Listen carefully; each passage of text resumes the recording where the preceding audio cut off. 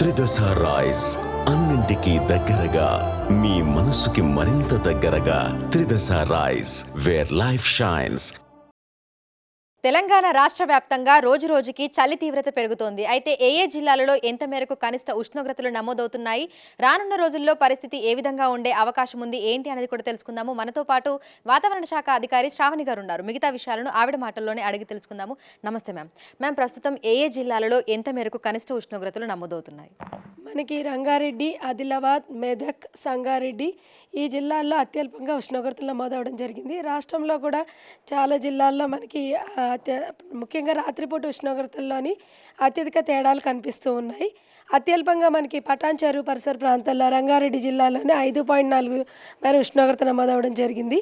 అలాగే ఆదిలాబాద్ 7.2, మెదక్ 7.2, హన్మకొండ 8.6, అలాగే పటాన్ చెరువు 8.6 డిగ్రీల మేర ఉష్ణోగ్రత నమోదవడం జరిగింది.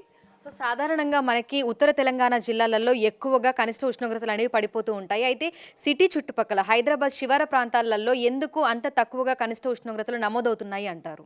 హైదరాబాద్ మరియు ముఖ్యంగా రంగారెడ్డి పరిసర ప్రాంతాల్లో, వికారాబాద్ ఈ పరిసర ప్రాంతాల్లో మనకి రంగారెడ్డి దీని నుంచి కూడా అంతవరకు కూడా ఈ ఉత్తరాది నుంచి వచ్చే శీతల పవనాల కారణాల వల్ల నిజామాబాద్, అలాగే ఉత్తర తెలంగాణ జిల్లాలు, ఈశాన్య తెలంగాణ జిల్లాలైన కొద్దిగా హన్మకొండ పరిసర ప్రాంతాల్లో కూడా మనకి అత్యల్ప ఉష్ణోగ్రతలు నమోదవుతూ ఉన్నాయి.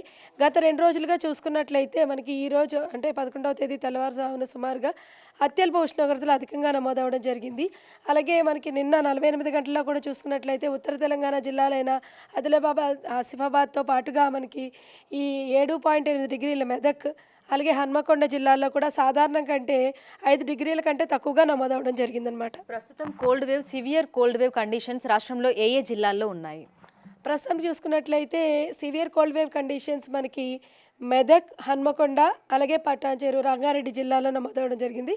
అలాగే ఆదిలాబాద్, మనకి సంగారెడ్డి ఈ పరిసర ప్రాంతాల్లో కోల్డ్ వేవ్ కండిషన్స్ అయితే నమోదవడం జరిగింది. రానున్న 3 రోజుల పాటు తెలంగాణ రాష్ట్ర వ్యాప్తంగా చలి తీవ్రత, చలిగాలుల ప్రభావం ఏ విధంగా ఉండే అవకాశం ఉంది అంటారు?